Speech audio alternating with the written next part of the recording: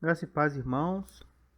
Este estudo nós vamos estar falando sobre o capítulo 11 de Coríntios, porque é um capítulo que fala sobre a ceia do Senhor, tá? Tá chegando a ceia do Senhor e as instruções que o apóstolo Paulo, Shaul, ele dá nesse capítulo, ele é de extrema importância para todos, tá? Que pretendem fazer a ceia do Senhor. Então, trago os assuntos aqui que são importantes, que aconteceram no passado e pode acontecer novamente hoje, tá? Então vamos estudar o capítulo então. Não o capítulo todo, tá? Porque o assunto começa aqui no versículo 17, tá bom? Então vamos lá. Nas instruções que agora vou dar a vocês, eu não posso elogiá-los, pois as suas reuniões de adoração fazem mais mal do que bem. Então, o apóstolo Paulo aqui, capítulo 11 de Coríntios, ele começa a chamar a atenção dos coríntios, porque as reuniões dos cristãos daquela cidade estavam fazendo mais mal do que bem, ok? Por quê? Olha só, nós vamos aqui ver o que estava acontecendo ali em Coríntio que fazia mais mal do que bem, tá?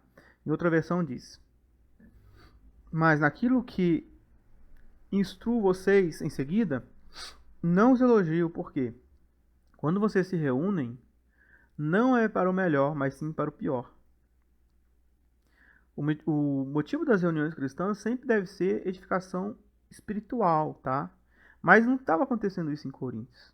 Veja bem o que estava acontecendo.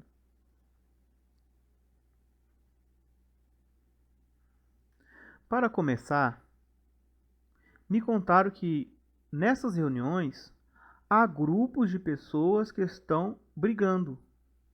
E eu creio que, em partes, isto é verdade. Então, olha, os cristãos se reúnem, né? Quando você vai se reunir com algum cristão, seja duas pessoas em nome de Cristo, né? O objetivo ali é a edificação do corpo de Cristo. Mas ali, o que estava acontecendo? Acontecendo briga. Grupos de pessoas brigando. Mas não é brigando por assuntos doutrinários, não, gente. É brigando. Vocês vão ver aqui, vocês vão entender aqui. Mas Paulo falou que até certo ponto ele entendia que isso era verdade. Tá? Olha só. Ouço que há grupos, divisões e facções, ou seitas, tá? Seitas, divisões. Estou informado haver divisões entre vós, quando vos reunis na igreja. E eu, em partes, creio que realmente existem essas divisões, né? De fato existia mesmo. Olha lá. Não há dúvida de que é preciso haver divisões entre vocês, para que fique claro quem são os que estão certos. Gente, este ensino que o apóstolo Paulo fala é, é muito importante. As pessoas não levam em consideração essa passagem, mas ela é muito importante.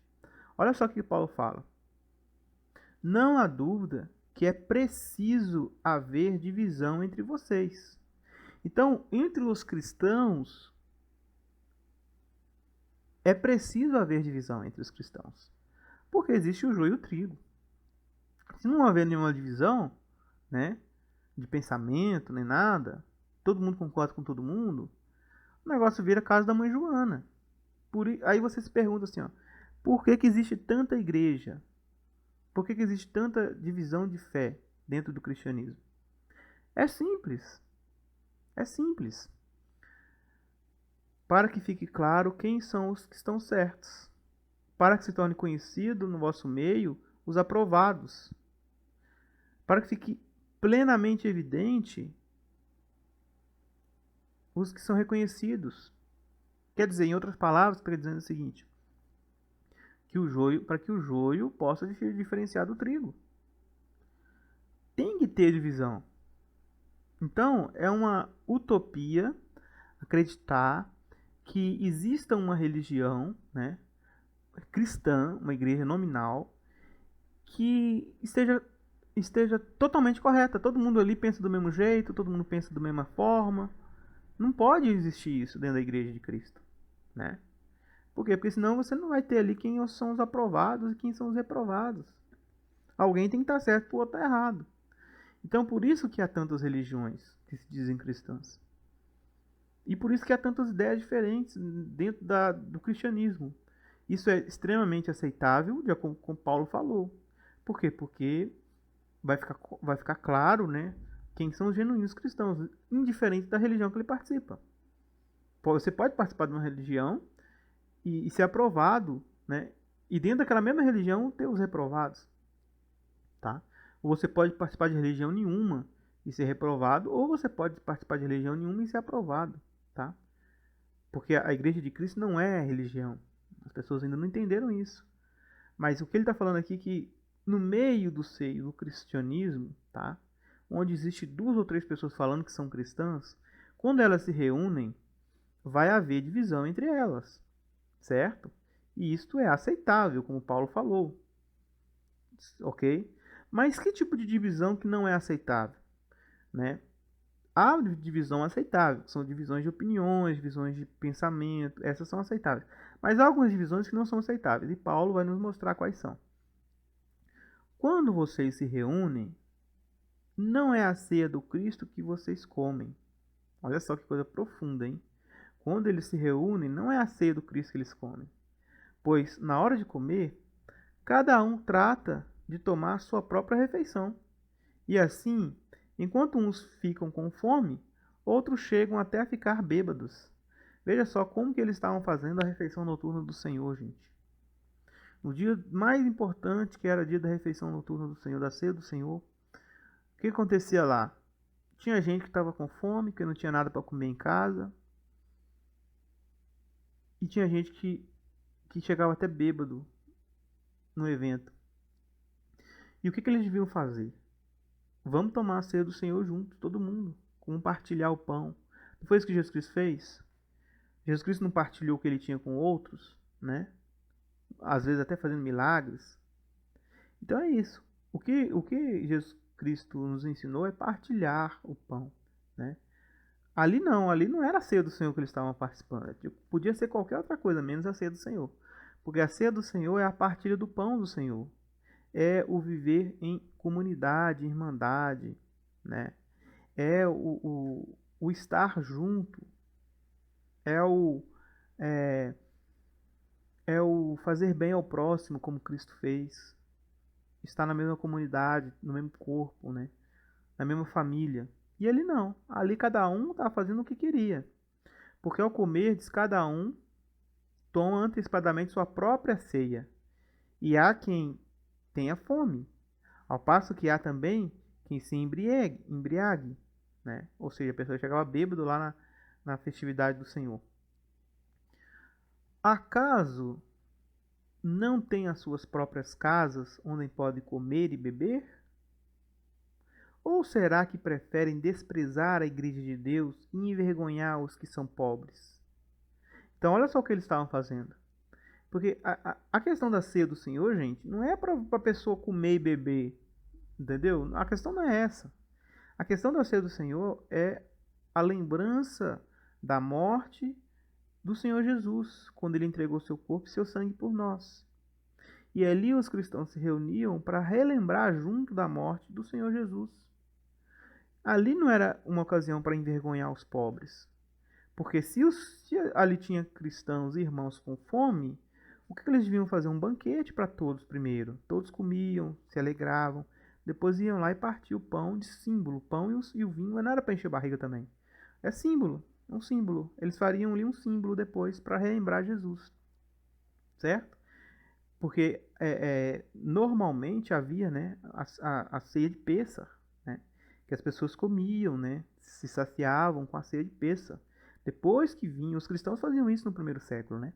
Depois que vinham o pão e o vinho para selar, né, a lembrança de que o cordeiro da Páscoa é o Mashiach. Então, o que a igreja tinha que fazer ali? Se eles estavam reunindo em igreja, né, em congregação, em grupo, então tinha irmãos pobres ali que não tinham o que comer em casa, Então, os mais abastados deviam fazer o quê? Juntar ali, fazer uma refeição, né, com todos, a igreja toda. Quem tem em casa, né, basicamente não ia comer tanto, porque já estava satisfeito. Os que estavam famintos iam se saciar. E depois disso, eles iriam fazer a ceia do Senhor. Então, o que Paulo fala ali é que o que eles estavam fazendo não era a ceia do Senhor. Porque alguns chegavam já bêbados na ocasião. Imagina, uma reunião cristã. O cara já chegava bêbado, né? E o outro chegava com fome. E ele se sentia envergonhado, né? Envergonhado. Então, vamos lá. O que é que vocês esperam que eu lhes digo? Querem que os elogie? É claro que não vou elogiá-los, né? Claro que Paulo não podia elogiá-los por isso, né? Eles estavam, na verdade, profanando o corpo de Cristo. Porque o corpo de Cristo, na verdade, não significa simplesmente o pão e o vinho, gente. É as pessoas que irão fazer parte do corpo de Cristo, a igreja de Cristo. Então, como você profana a igreja? Quando você envergonha aqueles que estavam famintos na igreja ali, com aquelas atitudes ali, de chegar já bêbado, né? Outros com muito alimento e não dividia, né? Alguns não tinham nem o pão nem o vinho nem para fazer a ceia na ocasião, ficava vendo os outros fazerem, não podiam comer porque não tinha o vinho nem tinha o pão, não tinha recurso para isso, né? E eles não dividiam, né? Não fazia partilha do pão. Então era absurdo o que estava acontecendo ali. Porque agora vamos ver o que Paulo fala agora. Ele não elogiava os coríntios. Agora ele explica o que é a ceia do Senhor. Porque eu recebi do Senhor esses ensinamentos que passei para vocês. Então o ensinamento que Paulo passa foi transmitido diretamente por Jesus, tá? Jesus ensinou pessoalmente Paulo sobre a ceia. Porque Paulo não foi o apóstolo das nações, então ele tinha que ensinar as nações o que ele tinha que fazer. Então isso aqui, olha, é todo mundo, tá? Não é só os judeus, as nações também precisam fazer. Paulo estava ensinando aos coríntios, cristãos que muitas vezes não eram judeus, eram gentios. Que o Senhor Jesus, na noite em que foi traído, pegou o pão. Então, Paulo ele explica pra gente agora o certo. Lá em Coríntios, eles estavam fazendo já a reviria o negócio. Eles estavam falando que a ceia do Senhor era todos os dias que eles se reuniam. Todo dia que eles reuniam lá, eles faziam ceia. E não era isso que Jesus Cristo ensinou para Paulo. Então, Paulo reafirma o que tinha que fazer. Tá? Isso é importante, porque tem igrejas hoje em dia que estão fazendo ceia do Senhor reviria. Todo final de semana é ceia do Senhor. Tá? Olha só, quando que a ceia do Senhor acontece? Olha, na noite que o Senhor foi traído. Quando que foi isso? Não foi 14 de Nisan? Né? Então a ceia do Senhor, gente, acontece apenas em 14 de Nisan. Paulo está falando isso porque foi um mandamento, um ensino que o Senhor passou para ele. A ceia do Senhor não podia ser feita como eles estavam falando que estavam fazendo em Coríntio. A revelia, todos os dias que se reuniam. Não. Quando que a ceia do Senhor tem que acontecer? Claro que eles podiam, né, ao se reunir como cristãos, tomar refeição, relembrar de Cristo. Isso aí a gente pode fazer sempre, tá? Agora, a ceia do Senhor, ela acontece quando? Na noite em que o Senhor foi traído. 14 do mês de Nisan. Tá? 14 do mês de Nisan. Inclusive, o Senhor ele fez, né, 13 para 14, tá? Foi na virada do 13 para 14 que ele fez. No início de 14, tá? No comecinho do dia 14. Né? E os judeus fizeram no fim do dia 14. Ele fez no início do dia. Existe esse detalhe aí que as pessoas também não observam. Que o dia começa exatamente no virado do sol. O dia bíblico, né? Então, os judeus fazem aqui no virado do 14 para 15. Vamos supor que aqui é 14. E aqui começa o 15. No virado do sol. Tá? Jesus Cristo fez quando? Jesus Cristo fez aqui, ó. No virado 13 para o 14 na noite. Na parte da noite. Tá? E os judeus fizeram aqui, ó, na parte da noite, no virado do 14 para o 15. Que é a peça, né? A Páscoa acontece aqui. E aqui é o começo de primícias dos pães. Aliás, dos pães. 15. Tá? 15 começa os pães. Então, Paulo ensina para os cristãos em Coríntio que o Senhor passou para ele que na noite em que lhe foi entregue, ele pegou o pão, deu graças a Deus, depois partiu o pão e disse: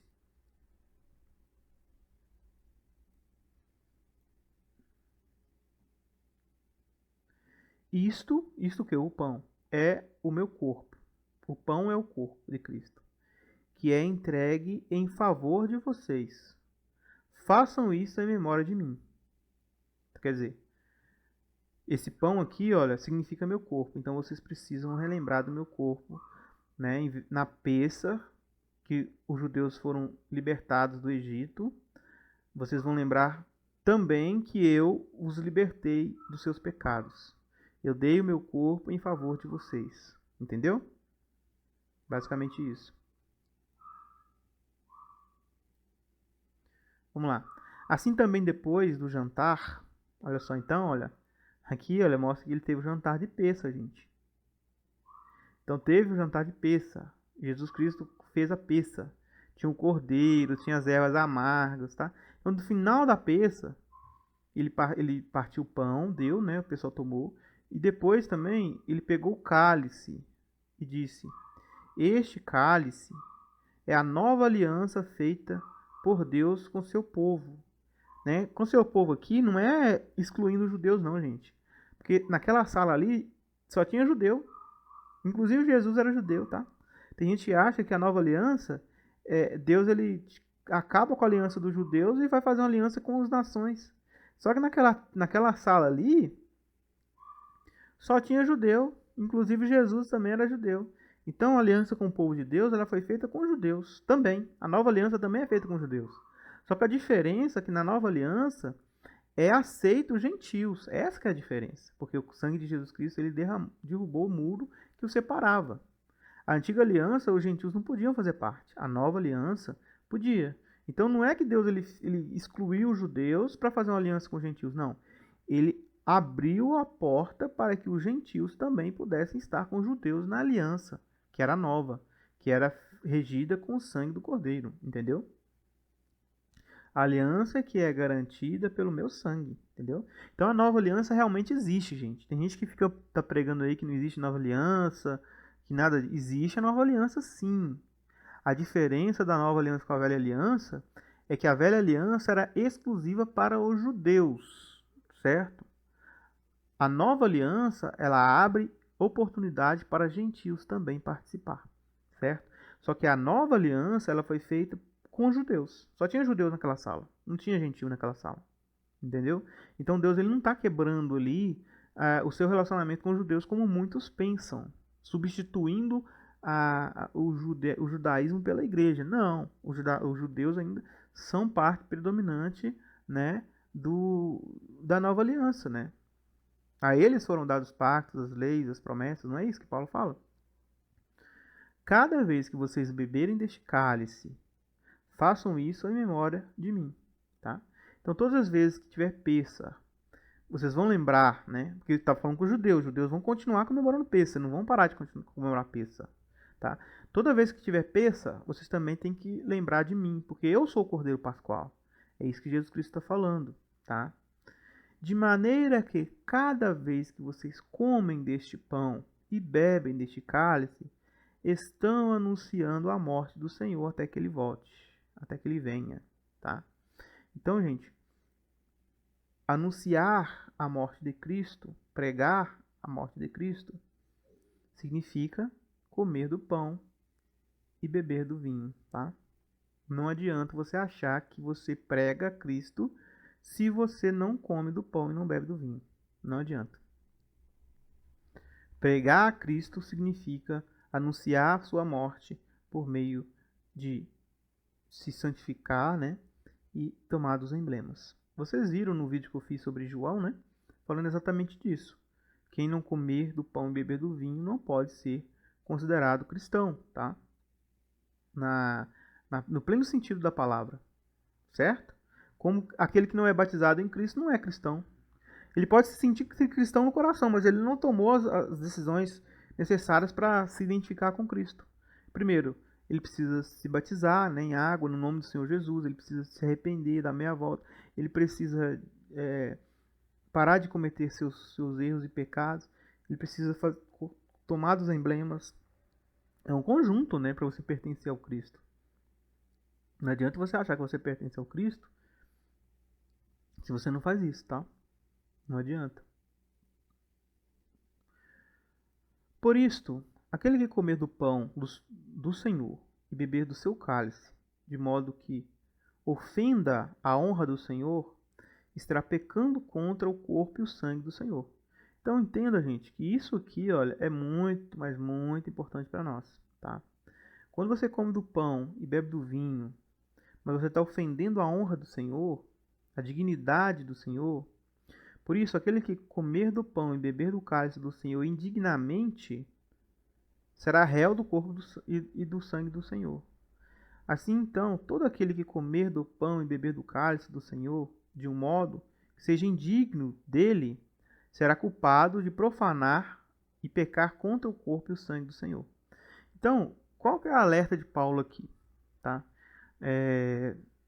Algumas religiões, né, especificamente o Testemunho de Jeová, ensina que você não pode comer do corpo nem beber do sangue se você não for ungido, porque você não discerniu o corpo, você está trazendo julgamento a si mesmo. Mas não é isso que o texto está falando. O texto está falando o seguinte: se você pegar o contexto, você vai ver o seguinte: a igreja ali, ela não estava comemorando a morte do Senhor de forma correta. Primeiro, eles estavam fazendo essa comemoração todos os dias que eles se encontravam, sendo que o Senhor explicou, né, que devia ser na Pessa, né, na noite em que ele foi entregue. Depois, eles desonravam os pobres, porque os pobres iam para lá, não tinha às vezes comida, não tinha o pão, né, não tinha o próprio pão para poder comer, nem o vinho, porque eles eram pobres, né, e outros chegavam bêbados, né, e muitas vezes muitos levavam comida, mas não deixavam outros comer, né. E ali ficava uma coisa insuportável, sabe? Humilhação, sabe? Entrava a questão social no meio, sendo que o corpo de Cristo não deve ter essas questões. E aí, de vez de ser uma coisa para a honra e glória do Senhor, estava sendo uma coisa para não a dignidade do corpo do Senhor, né? O que é o corpo do Senhor? É a igreja, né? Então a igreja estava sendo... os próprios membros da igreja estavam sendo humilhados ali dentro. Uns chegavam bêbados, né? Então ali... quem estava fazendo aquilo estava trazendo julgamento a si mesmo, entendeu? Estava profanando o corpo de Cristo. A ceia está sendo feita errada. É isso que Paulo está falando aqui. Se for para fazer a ceia errada, não faça, entendeu, irmãos? É isso que Paulo está querendo dizer. Se for para pegar e fazer a ceia errada, não faça. É melhor não fazer, tá? É melhor não fazer. Se for para desonrar pai e mãe, entendeu? Se for para cometer pecado, se for para humilhar as pessoas, é melhor você nem comer mesmo. Tá? É isso que Paulo está querendo dizer aqui. Você tem que examinar o corpo de Cristo. Comer do pão e beber do vinho significa que você está unido a Cristo. Você faz parte dele. E ele faz parte de você. Se você desonra seu próximo, que é a sua imagem, então significa que você não deveria estar comendo daquele pão e bebendo daquele vinho. Você não faz parte do Cristo. Simplesmente assim, que Cristo não faria isso. Portanto, que cada um examine a sua consciência e então coma do pão e beba do cálice. Tá vendo? Cada um examine a sua consciência. Aqui não está dizendo que a pessoa tem que saber se ela é ungida ou não. Isso aqui não é. A ordem de Cristo é que todos têm que comer. Entendeu? Porque se chama cristão. Só que ele dá o acautelamento aqui para que você não faça isso de forma errada. Ou seja, vituperando o corpo de Cristo. Expondo o corpo de Cristo ao ridículo. Se você está participando em alguma coisa que seja indecente e você vai lá comer do corpo de Cristo, é melhor você não comer. É isso que ele está falando. Não está falando que você não pode comer se você não é ungido. Ou se você é ungido. Ou... até quem, né? Vamos supor aí, né?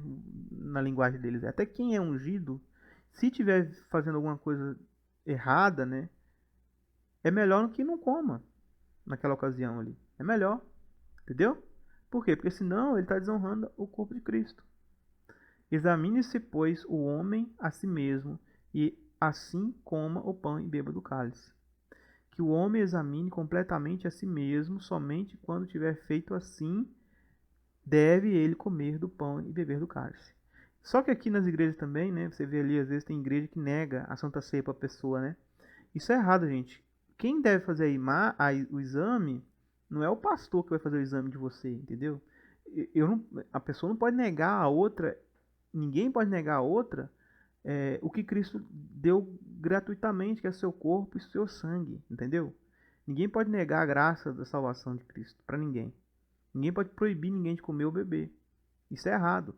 Então, ó, portanto, cada um examine. Então é algo extremamente subjetivo, pessoal. Ninguém deve negar a Santa Ceia para ninguém. Mas cada um deve fazer seu próprio exame se ele é digno ou não de comer aquela Santa Ceia. Ah, não, você pecou, você não pode comer a Santa Ceia. Uai, e a pessoa pecou, mas ela pode se arrepender, ué. Se ela se arrependeu ali amargamente do seu pecado, por que ela não pode comer? Né? E isso aí é com ele e Cristo, não é com você. Então você não pode ficar negando ninguém também não. Pois a pessoa que comer do pão ou beber do cálice, sem reconhecer que se trata do corpo do Senhor, olha o ponto, estará sendo julgado ao comer do pão e para o seu próprio castigo, entendeu? Então quer dizer, se a pessoa ela come, mas ela nem reconhece também, tem gente que está comendo do pão e do vinho aí, gente, nas igrejas, ela nem entende o que é o corpo de Cristo. Tem gente comendo Santa Ceia aí nas igrejas aí, a torta direito, todo final de semana. A pessoa não faz noção do que é o corpo de Cristo. Não entende nada de festa, não entende nada de peça, não entende nada de santificação, não entende nada de Cristo. Não entende nada do sangue que foi derramado. Nada, nada. Tá comendo ali porque tá vendo os outros comer, tem que comer também. Isso também é errado, entendeu? Paulo tá falando aqui, ó, a pessoa que comer o pão ou beber do cálice sem reconhecer que se trata do corpo de Cristo, corpo do Senhor, estará sendo julgado ao comer do pão e beber para o seu próprio castigo. Tá vendo? Pois quem come e bebe sem discernir o corpo, come e bebe para si juízo. Então, uma coisa que eu te falo, quer fazer Santa Ceia, quer beber do pão, do vinho, primeiro, gente, vai estudar e discernir o que significa o corpo de Cristo. É muita responsabilidade, tá? Não é porque, vou comer, vou beber discriminadamente. Não, não é bem isso que Paulo está querendo dizer pra gente. Né? Cristo está nos ensinando por meio de Paulo aqui que é coisa séria. Pois qualquer que coma e beba sem discriminar e reconhecer com a devida apreciação que é o corpo de Cristo, come e bebe a sentença, um veredito, um julgamento sobre si mesmo. Entendeu? É por isso que muitos de vocês estão doentes e fracos e alguns já morreram. Se examinássemos primeiro a nossa consciência, nós não seríamos julgados pelo Senhor. Mas somos julgados e castigados pelo Senhor para não sermos condenados juntos com o mundo. Portanto, meus irmãos, quando vocês se reunirem para a ceia do Cristo, esperem uns aos outros, uns pelos outros. Se alguém estiver com fome, que coma em casa, para que Deus não castigue vocês por causa dessas reuniões. Os outros assuntos eu resolverei quando chegar aí. Então, em vez de você fazer sua reunião lá com seus familiares, seus amigos, né, até na tua igreja também, né? Não vai com fome não, sabe? A ceia do Senhor não é para encher barriga, entendeu? Alimenta-se, entendeu? Vai tranquilo, vai na fé, vai na santidade, discerne o corpo de Cristo, tenha comunhão com aqueles irmãos ali como sua família. Não brigado, entendeu? Tá lá comendo do pão e do vinho, mas tá brigado com o irmão, tá? Tá com o coração cheio de ódio pelo irmão. Não faça isso, meu querido. O corpo de Cristo é a união dos cristãos, tá? Jesus Cristo uniu gentios e judeus em um só corpo, em uma só igreja. E essa igreja não é a igreja católica e evangélica, não, gente. A igreja de Cristo, são pessoas. Então, nessa ocasião, ame seu irmão, seu próximo. O católico, o protestante, o evangélico. Ame o próximo, como Cristo te amou, se entregou por você. Não tenha desejos nocivos no seu coração contra as pessoas. Ame as pessoas, né? Não traga julgamento. Tá? O que esse texto aqui nos mostra a importância de fazermos as coisas de acordo com o que Cristo ensinou. Né? A Pêssega está chegando, a Páscoa, né? E com ela a ceia do Senhor. Que cada um possa fazer aí da melhor forma possível, com o coração cheio de amor, de verdade, de lealdade para com Jesus, nosso Salvador. Tá bom? Que a graça e a paz de Jesus Cristo, nosso Senhor, edifique o amor no coração de cada um de vocês pelo Pai, o verdadeiro e único Deus, sobre todos os nossos corações e todas as nossas almas.